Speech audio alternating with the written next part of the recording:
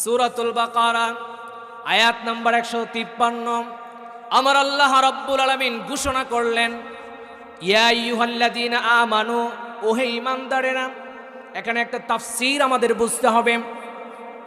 আল্লাহ রাব্বুল আলামিন সূরাতুল ফাতিহা থেকে নিয়ে সূরাতুন নাস পর্যন্ত যত জায়গায় আমানু শব্দটা ব্যবহার করেছেন, মুফাসসিরিনে কেরাম লিখেছে যত জায়গায় আমানু শব্দটা এনেছে, মনে রাখতে হবে এরপরে যে হুকুমটা দিতে চায়, এরপরে যে আল্লাহ রাব্বুল আলামিন যে উপদেশটা দিতে চায়, এটা অতীব গুরুত্বপূর্ণ উপদেশ। কথা বলেন ঠিক কিনা?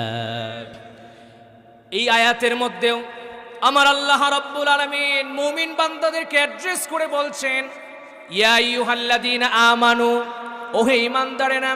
তাহলে বোঝা গেল এর পরে যে বাক্যটা তিনি বলতে চাচ্ছেন খুবই গুরুত্বপূর্ণ।